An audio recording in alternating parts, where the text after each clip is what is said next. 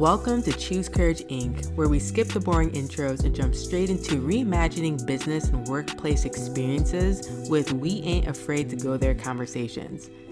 In this episode, I get to chop it up with the one and only Dan Mall, founder of Design System University and a couple other incredible companies. And we just get real about the messy, uncertain, and transformative journey of entrepreneurship. We question everything we're told about success, comfort, and playing by the rules, showing you that sometimes the most courageous thing you can do is break all the expectations. We talk about a handful of topics in this conversation. We talk about the courage it takes to leap into entrepreneurship, even when you're scared. We talk about redefining security in a world of corporate unpredictability, embracing uncertainty as a constant, not a threat. We get into the power of surrounding yourself with the right people and cultivating trust, how trauma can shape your entrepreneurial journey, and how to make it work for you. And also why rejecting conventional wisdom may be the key to growth. So if you're ready to choose courage over comfort, buckle up and let's get it. I'm just excited to be chatting with you. And I love that you and I are very much in sync when it comes to just entrepreneurship and just also switching from design and taking design and bringing it to that. So I just kind of want to jump right in. I know that at least for me, entrepreneurship was a pretty bold leap. And so I'm curious about, maybe what's a pivotal moment in your journey that really embodies the courage that it took for you to go out and start your own business? I have a couple of things. Generally, I don't think of myself as a courageous person. As a kid, I was a scaredy cat. As an adult, I'm pretty much a scaredy cat as well. And in my family, my wife and my older daughter are very, very adventurous, and myself and my younger daughter are a bit more reserved and cautious. Okay. And so for me and my younger daughter, we talk about bravery a lot in our house, and we have a shared definition for it. And our shared definition is bravery is about being scared and doing something anyway. So if I look at it from that perspective, at what point in my business was I scared but did a thing anyway? All the time, every single thing. So I don't know that I could pinpoint a specific moment that was the point of courageousness right there. But it was all the little things. Was how am I going to make money? I don't know, but I'm going to do it anyway. How are we going to get any clients? I don't know, but I'm going to do it anyway. So it's all the small things to me that have added up over time. And I think at some point I realized, I guess I'm just practiced at being brave. I don't feel it's an inner quality that I have, but I have the reps though. And it seemed to work out okay so far. So I can keep doing that because I have the confidence of being scared but doing it anyway. Yeah, it makes me think about courage as a discipline. It's something that I think sometimes people kind of isolate it to these certain singular moments, but it's about those reps. And those reps can be big or small. I mean, I know for me, in terms of maybe something that was pivotal in that journey that helped me to move over was, I just remember talking to a really good friend of mine about, I was like, hey, listen, I have this nice setup at Salesforce, because at the time I was building humanity-centered, but I was still working full-time in corporate. A lot of folks, I think, do, right, as they're transitioning over. And I was like, I have this secure job. I have this predictable paycheck. And just the safety and security that comes with being in corporate America. And she was like, yeah, but that's a false sense of security. Oh, yeah. Because they could fire you tomorrow and keep it moving and not blink once, twice even. I think what you need to wrap your mind around is a new definition of what does it mean to be secure. And the reality is there's really no such thing in a capitalistic society. And she's like, I think it's more of about, do you feel you have a level of confidence that you can figure things out and that you can venture out on your own? And that was just a huge unlock for me, because I think a lot of folks, myself included, were like, okay, but it's so risky though if I go out on my own, which there is, and there definitely are risks.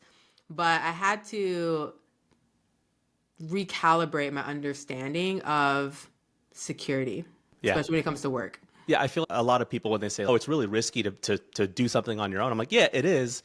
But what they don't fill in is it's also risky to go work for somebody else as well. It's risky to do all these other things too. So I feel part of the narrative is, well, being out on your own is risky. And one of the things that my brother says to me a lot is he goes, as compared to what? So anytime we're having a conversation, as compared to what? Oh, that person's better. This thing is worse. As compared to what? Yeah. So yes, the thing that I'm doing is risky, but as compared to what? As compared to getting hired by someone who can at any time lay me off or promote me, and I have no control over any of those things.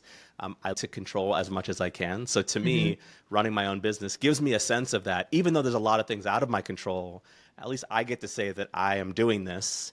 And for me, that's enough. Like that it's worth taking that risk to me. Yeah. Versus other kinds of risks.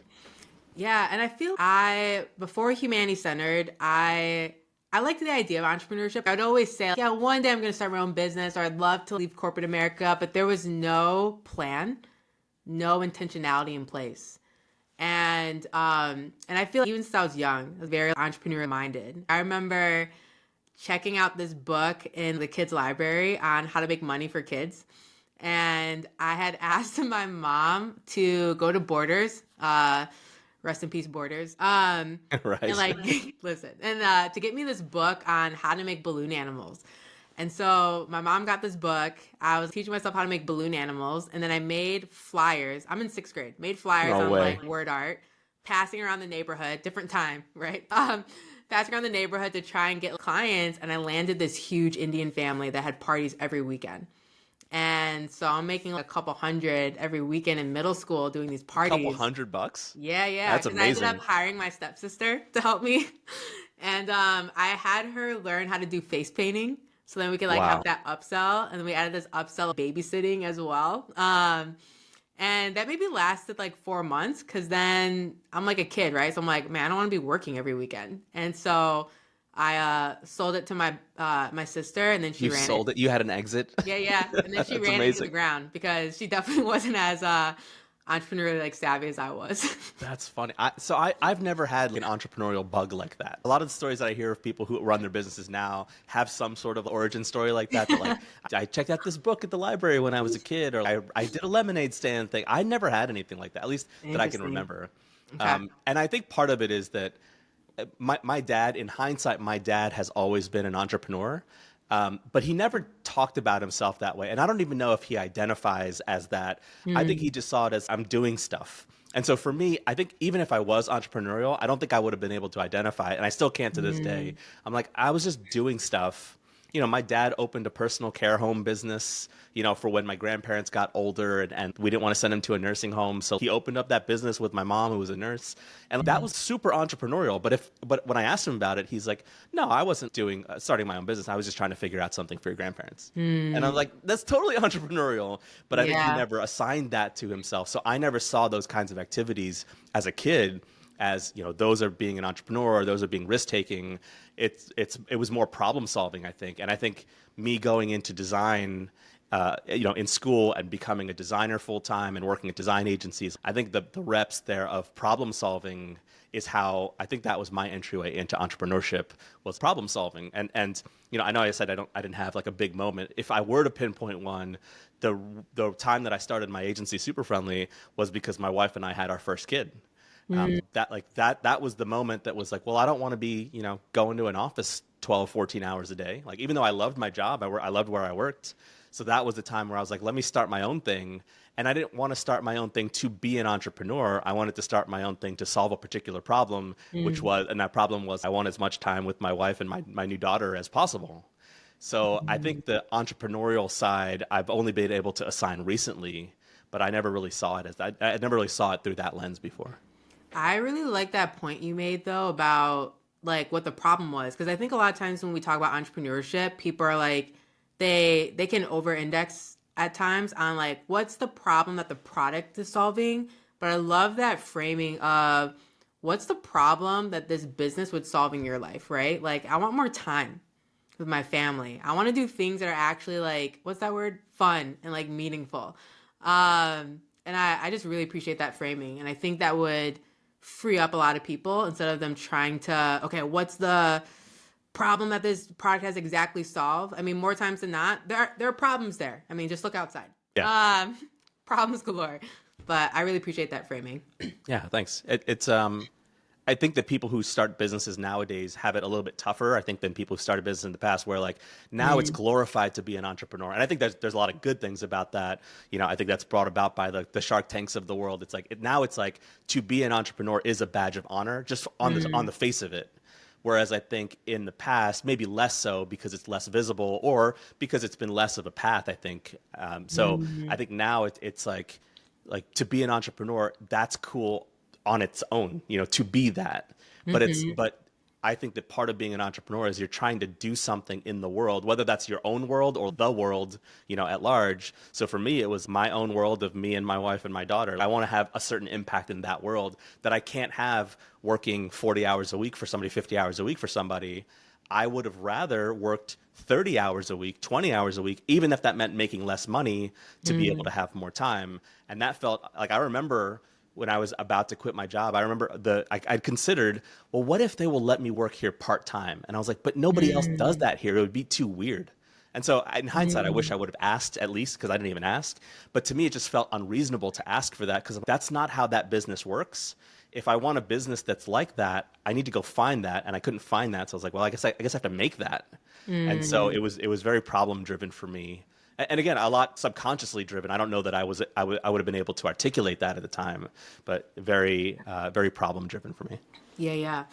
And I know designers have a special place in both of our hearts. And I know that many designers, at least ones I've talked to, right, they hesitate to really take the leap into entrepreneurship because they feel like they need to have everything figured out. I'm kind of curious about, how did you deal with uncertainty, and especially in the early days of your business? Part of it was embracing it. Part of it was just straight up outsource courage. So what I mean by Outsource courage. that, what I mean by that is, I remember I was working full time at an agency, and my wife and I had talked about one day soon, especially as we start to have kids, maybe I'll start my own business, my own agency, freelance, whatever that is.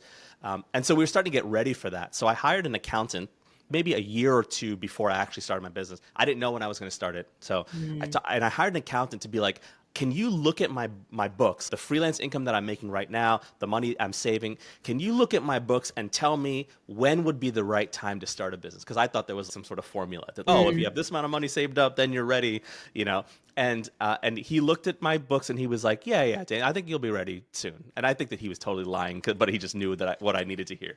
And I remember I think it was September or October. And he said, yeah, I think February you should start. And I was like, oh. I was thinking like 2 years down the line or 3 years down the line. And he's like, no, I think February would be the right time.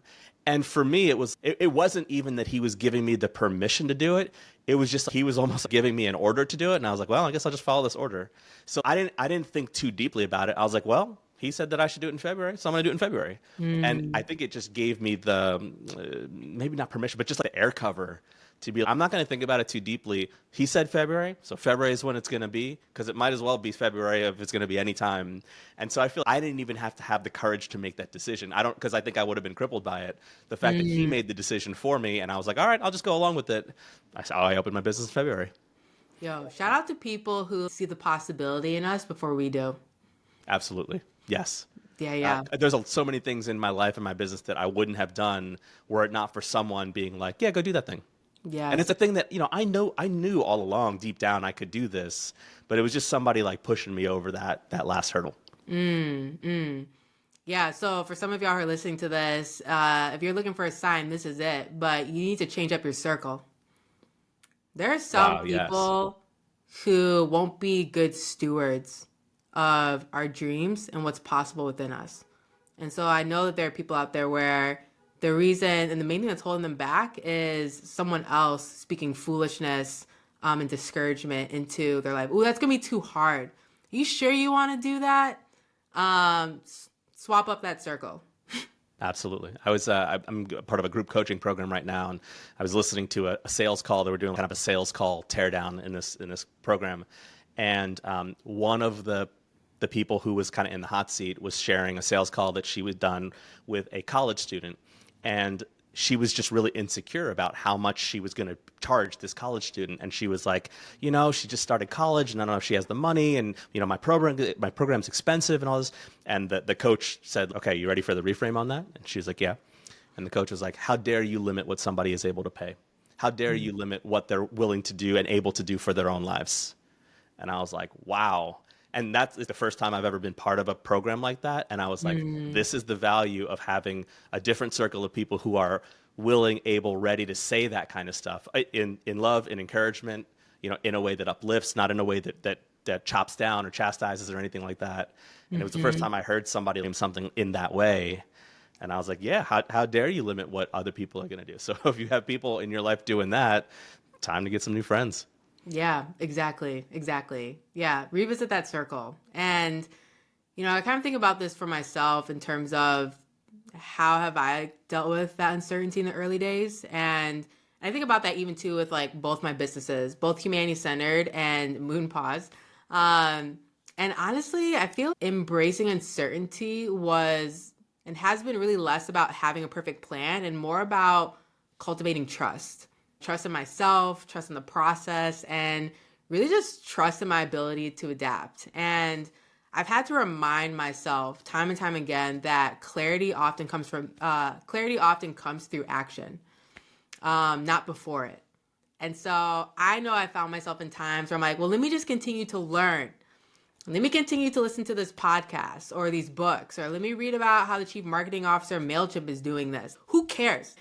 The chief marketing officer of MailChimp is not where I'm at in terms of budget, dreams, and scale, right?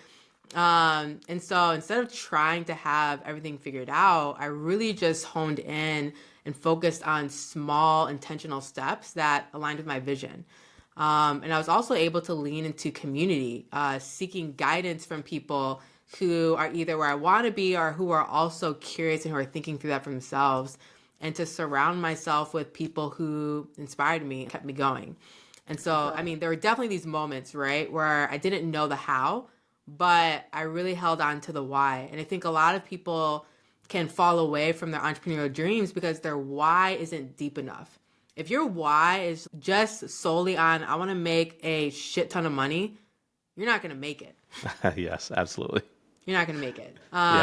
Yeah. One of the phrases that has stuck out to me over the last couple of years, when I was running my agency, what I thought, I had this misleading thought, it was misleading myself. I thought that, well, once I got good enough at running an agency, then the whole feast or famine thing, that'll go away because I'll have figured that out. I'll know what the solution is and I'll solve that problem, and then it won't be a problem anymore. And what I realized was that never happened, at least for me. Maybe there's people out there who have figured that out. I never figured that out in 10 years of running an agency. What instead I started to rely on is there was a lot of uncertainty in knowing when clients were going to come in or when leads were going to come in and when we would close it and all that stuff. And the phrase that kind of jumps out at me is I started to rely on consistent uncertainty. So it wasn't that the uncertainty went away. It was just that I could count on it. I could count on the uncertainty. It was weird. So I could count on the fact that because of the type of agency that I ran, buying cycles in that industry was like, well, in June and July, everybody's going on vacation, so no one's buying. So you know what? I can count on the fact that it's going to be uncertain on those months. Every year it's uncertain. So it almost reduces the uncertainty. So what I started to do was plan family vacations at that time. I was like, well, we're not going to be making anything anyway. So we might as well just take those 2 months off to go on a family vacation or to work on other parts of my business because I'm not worried about that thing happening. And so I started to have this consistent uncertainty that I could count on. And it wasn't that the uncertainty or the ambiguity ever went away. I could just bank on it almost. And so I just started to like be comfortable with that idea. And so I remember, as I was growing my team, and it was for some of them, it was the first time they had seen that because they had never been part of a company like that before. And they were like, what do? We're not getting any leads in. I'm like, that's cool. It happens every year. It's fine. So I was able to have like calmness and a steadfastness around the uncertainty in ways that I think when you don't know what to expect, that breeds a lot of anxiety. And for me, I started to be able to rely on it. That gave me a lot of calm. Yeah, like the cheat code that I'm hearing is what do you need to do to have uncertainty stop feeling like a threat? And to start to rile up your nervous system, right? I was actually just talking to my bookkeeper about this yesterday. 2020 2023 was such a hard year for us in business. And, I love my bookkeeper, but he be sliding into my inbox like, hey, just so you know, you've lost more money this month than what you made. I'm like, I know. Right. I know. I'm like, there's waves and cycles. I was like, please don't tell me these things unless I ask about it. Right. I'm aware. But I think, especially when you are in service, consulting and whatnot, you have to just like build in the room for those slow times. And, with Moonpause, my astrology for pets business, it's new in that, yes, there's a digital product to it, but there's also physical product that we're working in. And so that is a new, and again, I'm still learning right now, but that's a new kind of uncertainty where I'm like, okay, if we invest a lot in this amount of, let's say, influencer marketing, I don't know how that's going to impact physical product or not. And I have to give my manufacturer 30 days of lead time in order to make X amount of units. So I'm like, do we spend money now on more product, hoping that's going to pay off? And it's just trial and error at that point, and honestly, just learning how to trust your gut. Yep, totally. I feel like, I'm sure this is a kind of a trite phrase already or an idea, but for entrepreneurs, I think a lot of the entrepreneurs who really enjoy entrepreneurship are the ones who crave that ambiguity and like work the best in that ambiguity. Mm-hmm. And I can't tell quite yet if that's a trauma skill or not, but like, I'm like, I've gotten fair enough, validated. Like I've gotten pretty good at that trauma skill, over just like being able to ride out ambiguity and going, okay, that's part of the territory here. So if I'm going to try to eliminate it, I might not ever get that outcome. But if I can get used to it, or if I can have some tools to be able to deal with that or know what to do through those times, that gives me some comfort. Yeah. No, it's definitely a trauma thing. I was reading, I'm trying to think what book it was. But I was reading this book, and it was basically talking about how people, especially entrepreneurs who come from difficult childhoods and upbringings, who are trauma survivors in many ways, tend to fare better in entrepreneurship because they know how to navigate and pivot in the midst of uncertainty, crisis, and chaos. Interesting. They tend to be more resourceful. They tend to be more aware of the chaos, and therefore they're okay with it, though. They've had to make peace with it in some senses. And so I know for me, I believe entrepreneurship can be a healing experience if you allow it to be. And I have definitely had to confront trauma from my past in terms of how it's impacting my mindset, my ability to see what's possible, or even just, especially like around like money, right? Where I grew up just seeing my parents struggle, been working since I was like young, helping out my parents. And a lot of that I had to kind of like work through before and during while I was in entrepreneurship. I'll share this quick story where in beginning of 2023, and not a lot of people know the story, beginning of 2023, we were in trouble. And we were just coming off of a really good year. But this was also when a lot of the tech companies were beginning to do these huge layoffs. And so a lot of our clients were either delaying contracts or canceling them. And I was just seeing all this money just slowly start to drain in our account. At that time we had a bigger team. And, I had to lay off some people, and it was really stressful because I'm like, yo, if I don't figure out something, we're going to be dead in the water. And I remember talking to my business partner about it, and I was really just feeling the anxiety and just feeling really depressed, honestly, and was scared. And she's like, what is it that you are the most afraid of? And I had to think about it for a second. And I was like, I don't want to be like my parents. And there's this very deep fear about not being able to break some generational chains and curses, right? When it came to finances within my family. And I didn't realize like how deep that was until entrepreneurship put me in that place, but have been able to since then recognize it and start to like work my way through it. Wow. Thanks for sharing that story. Yeah. I have, just yesterday in therapy, I have a similar moment where one of the things that has come up for me was I've always thought of myself as good at business. And I never tied the fact that I could also be good at things that aren't a business. I could be good at having a family.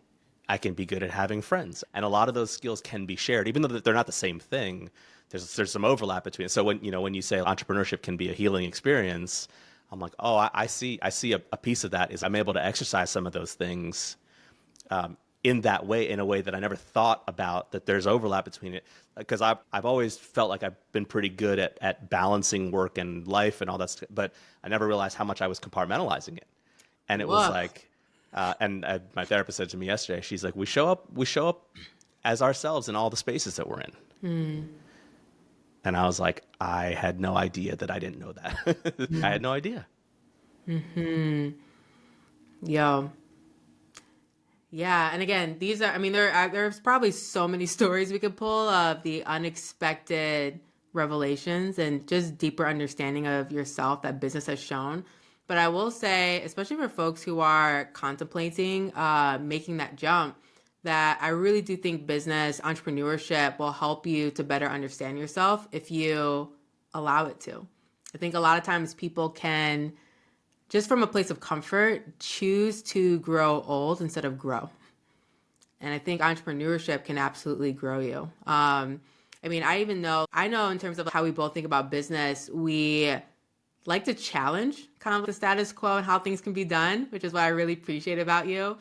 And I would love to kind of hear from you, maybe what's one, two, even if you have it, breakthrough moments where rejecting conventional wisdom actually paid off for you. Sure. And some of it, as we were talking about, some of it is born of trauma too. Some of it, I wish I could say, well, this was the plan and it was completely strategic, but some of it was born of fear. Some of it was born of, so when I started my agency, prior to that, I had worked at a bunch of other agencies, and I'd helped to start a few as a founding member, never a partner, never an owner or anything like that, until I started my own. But I was part of being a founding member of certain agencies. And I remember watching my bosses lose 30 pounds in 2 weeks, Wow. refinance their house because of the stress of got to make payroll, got to pay these bills, and like I saw the physical toll that it took on them, and much less, I'm sure, an emotional toll that I wasn't privy to. But I saw that, and I remember thinking at that time, like, I don't have any plans to start an agency, but if I ever do, I never want to experience that kind of stress. And to me, I rightly or wrongly assigned that to payroll, having to carry payroll. So when I started my agency, I was like, what I'm going to do is I'm going to have it be a business model is going to be all staff with contractors, so I don't have to carry payroll. And it was like that for a while, very pragmatically, is because I didn't want to be stuck with, well, I got to pay $100,000 every 2 months to my staff, or every 2 weeks to my staff. And it actually turned out to be a really good business decision because I could forecast our profit much more easily that way, because I could tie our outgoing payments to our incoming payments.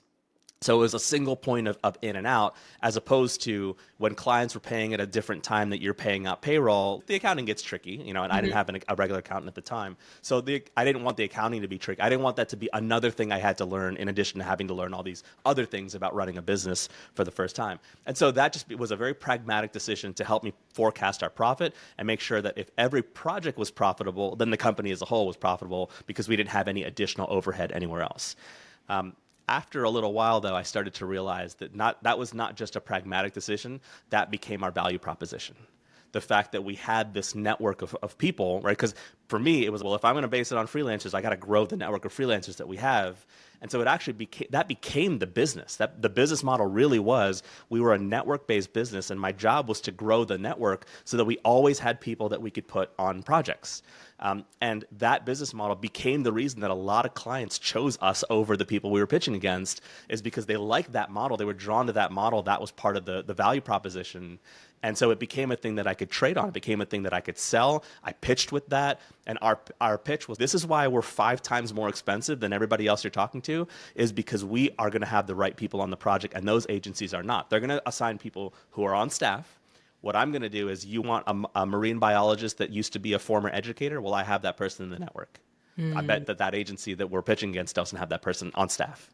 And it became the value proposition for us, even though it came from a place of fear and security and and just pragmatism. It actually became a really good selling point for the way that we were actually selling the work that we were doing.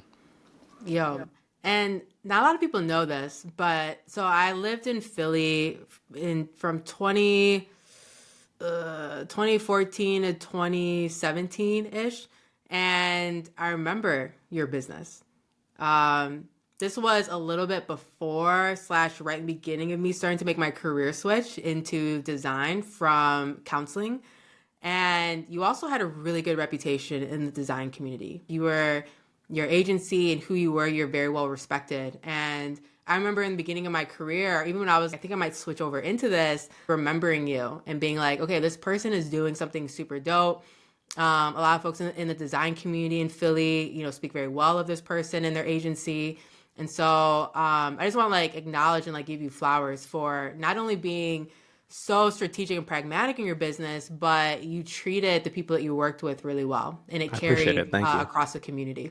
I'm so sad that I didn't know that you lived in Philly until recently. I was like, man, we could have hung out. Yeah. I mean, to be fair, when I was in Philly, I was truly right in the beginning of starting my career switch. This was when meetups were huge in Philly, so I would go to those meetups and whatnot. But yeah, I will say you definitely were a spark in the beginning of my career switch. So that's so cool. Thank you. I appreciate you. Yeah. I think breaking conventional wisdom is honestly the fun part of entrepreneurship. It's how do you get to challenge things, do things differently, and just be creative and have fun with it. I think for me, two things come to mind. One is I've designed both of my businesses to be very intentional about rest. Part of that comes from coming from a counseling background, where in the American Counseling Association's Code of Ethics, we talk about how self-care is an ethical imperative. And it talks about how if you aren't taking care of yourself, you are more likely to cause harm to your clients. And so switching into design, I was like, wow, no one in this industry is really taking care of themselves. And we are dealing really closely with the messiness of people and humanity. And so I knew from the jump that when I was going to start a business, we needed to take that seriously. So for Humanity Centered, we have what we call rest and resist weeks. So these are mandatory times off. We do 1 week in the spring, 1 week in the fall. And then we do 3.5 consecutive weeks in the summer that we call rest month. We plan this out in the October before the following year. And we then rotate our whole business around it. So our clients know you can't talk to us during these times. We prepare them for those times. We don't budge on those times. And in 2024, I knew that 2025 was going to be a lot. And so I told my team, we were planning for this since 2022. And I told my team in 2024, we need to have paid sabbatical. Because again, being a former trauma therapist, understanding how trauma works, especially sociopolitical trauma, regardless of who won, we need to be ready. And so in 2024, we did our mandatory time off, the 1 week in the spring, fall, 3.5 weeks in the summer. And then we did November and December, we went on paid sabbatical. We were off. And that's about 4 months of mandatory PTO. And we also did other PTO on top of it. And we beat our revenue goal by 20%. That's incredible. That's wild. I was like, so cool. Maybe we should do this again in 2025.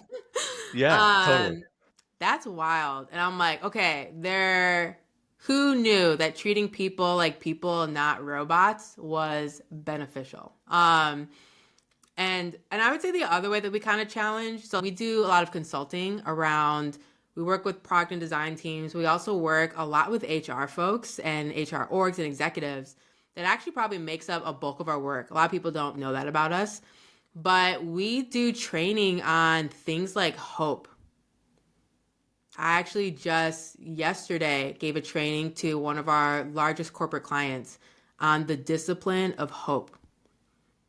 And I did this training on how Here's some mindset shifts to think about when it comes to hope. How do you view hope and relate to hope as an act of rebellion? How do you think about hope as a commitment? How do you think about hope as a choice? And for me, we often come from this place of, and we'll even explicitly say it with our clients of, hey, at the end of the day, like this needs to benefit you first.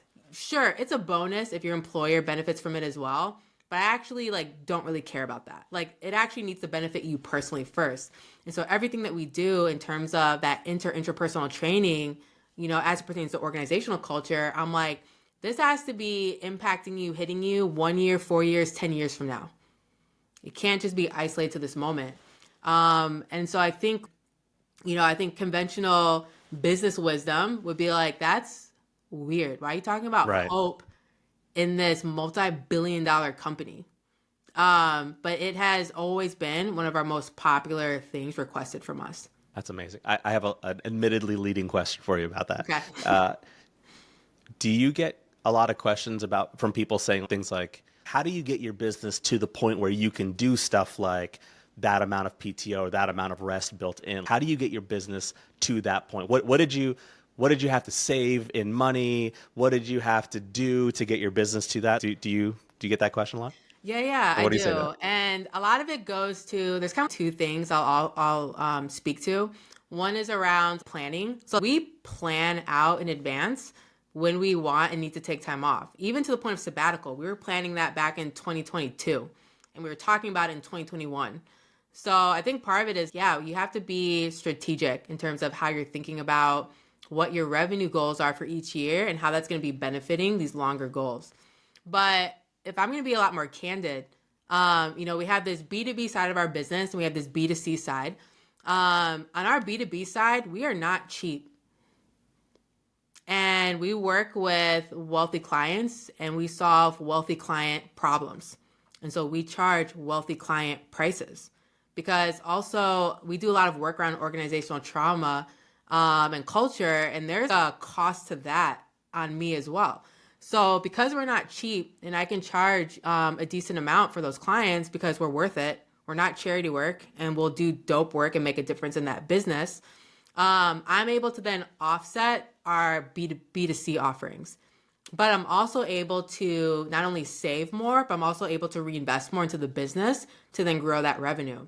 So I think a lot of people when they start, especially designers, because a lot of us are very kind-hearted, we underprice ourselves and we honestly can treat ourselves like charity work.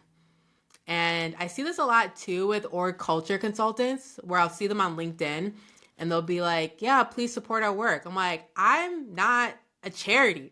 I don't need you to support my work. I'm actually really freaking good at my work. Yes. And I will change your company and I will make a difference. And so I'm going to charge you not nonprofit prices. And I think there's a mindset switch with that. So if there's a TLDR, I think a lot of folks that ask me that, they really need to start to understand their own value of what they provide. But when you can, for lack of better words, solve rich people problem and charge rich people prices, then you can also help other people, including yourself. I love that. That's I assumed a couple of things about your answer, but your answer was better than what I had assumed. The reason that I ask about that is this is an idea that I've been kind of like meditating on over the last year. Is I've realized that I and then also a lot of other people confuse inputs and outcomes. And what I mean by that is, as an example, when I started my agency business, my wife decided that she was going to be a stay-at-home mom to take care of our kids so that I could run the business. I could focus on the business. That was like the investment that she made in our family. And I remember like a couple years later, I remember people saying to me like, oh, I would love to get to the point where my partner can take off and be a stay-at-home parent. And like, I'd love to get my business to that point. And I was like, oh, that wasn't my business going to that point. That was making the choice to do that then got my business to that point. It was the input, it wasn't the outcome. And I reflect a lot on stories like that. I remember hearing a story about like Warren Buffett and that like he doesn't take any meetings more than 24 hours in advance.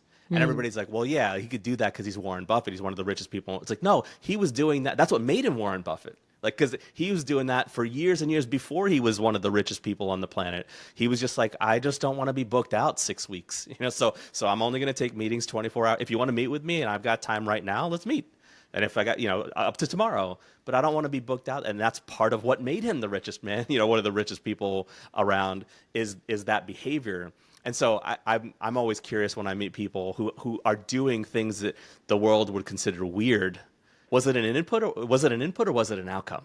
And to me, it's always curious about, for a lot of folks, that was a decision that we made that then allowed us to 20% higher revenue, because of the decision that was made into that, not as like that was just a side effect or a benefit of doing things the normal way. And then all of a sudden now we get to do things the weird way. It's like, no, we picked this way. It was the strategy. And I think that gets lost in the shuffle because after you see somebody being successful at a thing, you don't know how they got to that point. Was that an initial decision? Was that an outcome? Was that a benefit? Was that a side effect? And I like hearing those like process stories of, no, this is when we decided to do that. Yeah. How do you respond when people are like, yeah, but Dan, you already are kind of well known in the industry. You already have a brand. Yeah, but a lot of us aren't in the same position as you're in. How do you respond to things like that? Mostly flippantly, admittedly. I respond with a couple of sentiments. So one is mo money, mo problems. If you're at the point where you are making millions and if you're a celebrity, well, you actually have less flexibility to do a lot of things because a lot of people are watching. So if you're at a point where you feel like, oh, nobody's watching, nobody cares, I'm obscure, it's like great. That's the time to do the weird stuff, to do the stuff that sets you apart, to do the things that make you different, than everybody else, that get you to that point. And so to me, I see that, and admittedly, I'm an optimist too. So I'm a kind of a glass half full kind of person. So I'm like, well, it's awesome that you are in a position where not a lot of people are watching. So now's the time to take a bunch of risks because the downside is lower for you. So if you were in a different position, maybe it would be less possible for you to make these decisions or take these risks. And I think that the amount of risk that people are allowed either by themselves or society or the world to take is commensurate to the status that they have in whatever circle they're in. So if you're a person who has reputation, well, then more people are watching. And so maybe there's some more risk to taking some change or making some risk. If you're in a spot where you're just, I only have a handful of Instagram followers, I only have a handful of whatever, well, great, you can do a bunch of stuff and you can change a bunch of stuff. And it actually has little downside to you to do that. So I think that that's like actually a really good period of time for people in their business. And I encourage people to like do a lot of stuff now because now is the time where you can figure that stuff out. You don't want to figure it out when you've got a $10 million contract on the line and the wrong decision could mean that you're not making that $10 million that year. That's a big impact that's going to have. So if you can figure that stuff out earlier, and back to what we were talking before, it's the reps, get the reps in now. And then that'll actually set you up for a time where now you have more, with great power comes great responsibility. Now you've got the power, now you've got the responsibility. If you don't have the power right now, that's okay. It just means you have less responsibility and you can experiment with some stuff and then, get to the point where you get there. Yo, that's a great answer. And I think too, I know like when I've gotten similar comments or questions, I will usually start with, okay, but what have you tried already? And for the most part, they haven't tried anything. Right. It's just more of sometimes it's easier to make excuses or to doubt yourself or to like name all the potential barriers. But if you haven't even tried, it's the wrong thing to be saying in the first place. It shouldn't be, okay, yes, but it should be, okay, yes, and here's some of the other things I could do or here's some things I could approach things differently. I know in the beginning of my career, because I'll share, okay, well, here's how I got to this place of being able to write for Fast Company or being invited to speak at Fortune's Most Powerful Women. I understood my employer as part of my career, but not my career. So in the beginning of my career switch, I acted as such. When I spoke to or when I applied to speak at conferences, I would apply as just Vivian, not Vivian who's also working at Google or Vivian who's also working at this place or Salesforce, whatever. I'm like, I'm my own brand here. And I'm also not going to give my employer free advertising. Are you crazy? So there was that. And then also I was just writing and sharing ideas because I'm passionate about it and was hoping to find my people through it. So a lot of for me, I would say maybe got my start by writing for Medium. And I would write these Medium posts, and I would write them for the different Medium publications, like UX Collective and things like that. And then someone found it and they're like, hey, I'm actually organizing a conference. Would you be interested in us flying you out to San Francisco? Because I really love how you think and things like that. And that was actually kind of like the entry point for me to be able to put myself on stage and share my ideas more broadly. But at that conference, I remember afterwards, I went out to dinner with a couple women of color. A lot of them are heads of organizational culture change and DEI right now at, some dope companies. And they pulled me aside and they were like, Viviane, you need to do better. Wow. And I was like, okay, like, what do you mean? Like, I need to do better. And at the time I was working at this small agency, and they were like, we think you need to be more intentional in working at a bigger company so you can have it be, have more access to bigger stages to share your ideas and your thoughts. This is the first time I had people who didn't know me see me and believe in me. Amazing. And through that, they really just challenged me to like push myself, to be uncomfortable, to do what I can to like put myself in spaces where I can now have access to other doors that I didn't have access to at that moment. And that's how I started to apply to other roles and start to work my way into like big tech. But yeah, I would say a lot of it boils down to, are you trying, or are you just kind of looking and be like, well, that's you. Okay, but what have you tried to do? How are you deprioritizing the elevation of your employer? I remember seeing someone where in their bio, they're like, I don't put my exes in my bio. Nice. I was like, I like this. It's so good. But yeah, I just think people need to be a little bit more creative, right? When they're approaching some of these problems. Yeah, in hindsight, and I can say I don't know that I said this at the time or could think this at the time, but when you're working for an employer, it's mutual. They are helping you with some things that ideally they're helping you with some things that you wouldn't have been able to do without them, but you're also helping them with some things that they wouldn't be able to do without you. So in my opinion, both parties should get benefit from that. Mm-hmm. I remember for me, I've spent a long time speaking at conferences. The first time that I spoke at a conference, it wasn't because my employer put me up. It was because I attended a conference on my own dime, and they sent out a survey afterwards, and they said, who would you like to see at our next conference, and what topics would you like to see to hear them speak about? And I said, well, I'd like to hear people speak about this and this and this, and I would like to be one of those people who speak about that. Now, I think what would have happened is I was working at a really great agency at the time. I think the fact that I was working at that agency maybe got me a little bit more recognized than I would have been on my own. So it helped me in that way. I never disparaged my employer, but I was also not there on behalf of them. That was the mutual benefit there. Is I understand the role that they had in helping me elevate. I understand the role that me being part of certain platforms and conferences and things like that. At some point in my career, those were more beneficial to me than I was to them. And then at some point in your career, it flips. At some point in your career, people will ask you to be part of something because they get more out of you being there than you get out of being there. And I think that was a bit of a shock for me to realize that is like, I'm actually, why am I saying yes to this? I don't know what I'm getting out of this. And actually, I think they get more out of this than me being here. So it's made me try to figure out what the priority of that, and going like, I try to prioritize things where I get as much out of it as they do, right? Because now we have equal benefit in this, and that feels like a partnership of things that we're doing. And so I think that employers play a big part in that too. It's like they're not doing you a big favor by employing you. They are a little bit, but you're doing the same thing for them too. So if you can understand that dynamic, they don't act like it because they have no incentive to. But if you can realize that, then you can go, all right, I know what I'm going to get by being here for the next 2 years, 3 years, or whatever it is. I know what I want. And then once I get that, I'm gone. And it's nothing personal. It's like, I've got what I've needed. I've contributed what I could. And now it's time for me to contribute to something else. Yo.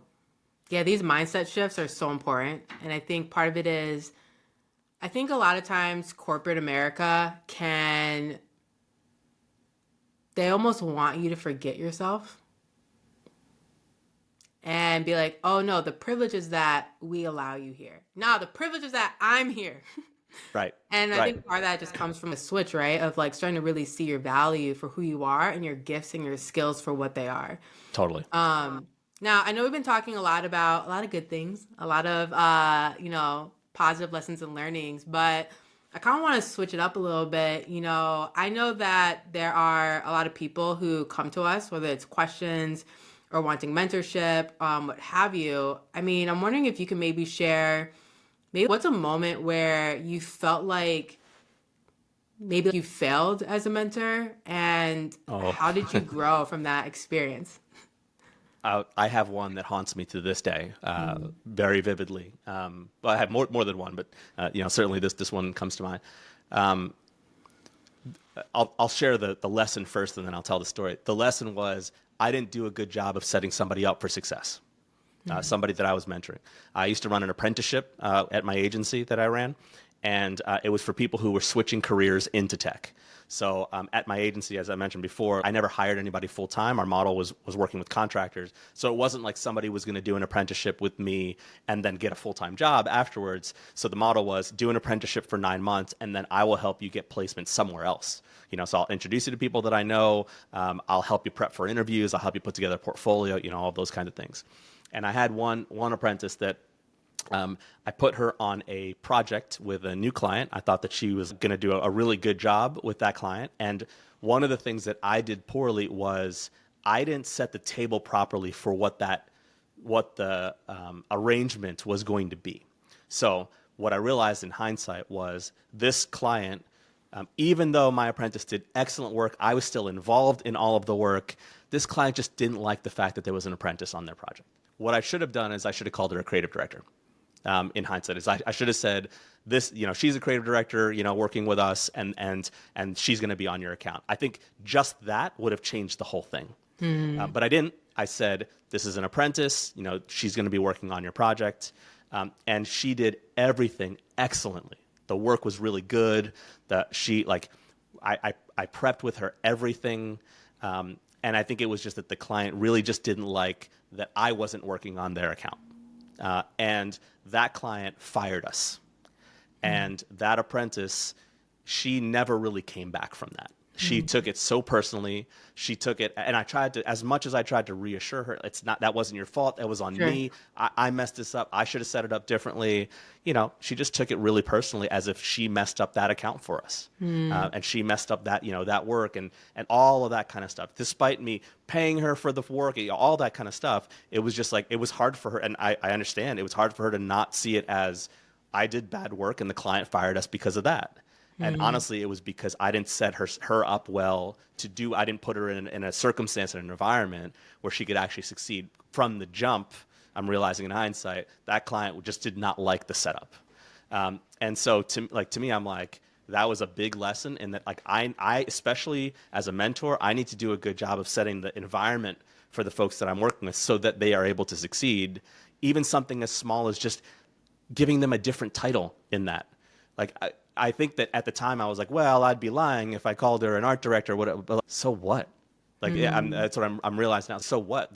That would have been the thing that helped her really level up, and go to the next level. Whereas it had the opposite effect. So to that apprentice, if you're listening, I'm sorry. I've apologized to her many times. I'm still sorry. It haunts me to this day that was something that I really messed up. And I think that had an impact on the rest of her career, because of that. So I know as entrepreneurs, we talk about wanting to have big impact, and it's great that we can have positive impact on the people that work for us and work with us and our partners and our clients and our customers and all that stuff. I think the other side of the responsibility that we talk about less is when we have potential to make big impact positively, that also means we have potential to make big impact negatively. And that's one that I'm like, I think I ruined somebody's career in that. And that to this day is something that really, really bothers me. And I'm just incredibly sorry about it. No, I appreciate you sharing that. And I think as difficult as that story is, I'll say what's refreshing in terms of hearing you is you actually care. I think some people, and I've met some of these people, when they share their lessons and learnings, there's no sense of acknowledgement or remorse. It's like, yeah, that happened and that sucked. And I appreciate you kind of like bringing the weight of what we can have on like people's lives. And so, yeah, I appreciate you sharing that. And I'm positive that you have never made that mistake again. Oh, that's right. That's true. At least not that I know of, not that I'm aware of. Yeah, Yeah, yeah. because that sits with me, and it's like, lesson heavily learned from that one for sure. Yeah, yeah, yeah. I feel like I have a couple lessons and learnings, not necessarily anchored to like mentorship, but ways where I have failed as someone who's supposed to be like serving like a client. Um, there's two that I can think about. One is more related to like a conference. I had this conference reach out to me to be one of their main speakers, and the organizer, someone I really admired, respected, and I said yes without taking into consideration what would be happening in my life around that time. And so I'm getting closer to this event, and for me, like when I start to feel anxious about preparing to talk, I know something's off. And I'm getting closer. I'm having no desire to prepare for this talk. I'm feeling anxious about needing to do it. And I'm just realizing that there's so many other things happening in my professional as well as personal life at that time that I did not have the emotional capacity or bandwidth to actually speak at this conference.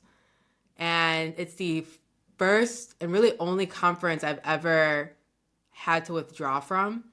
And to do so with maybe 45 days, 30 days before the conference. And there's a lot of guilt that's still tied to that because I know some people signed up because they were either looking forward to something I was saying.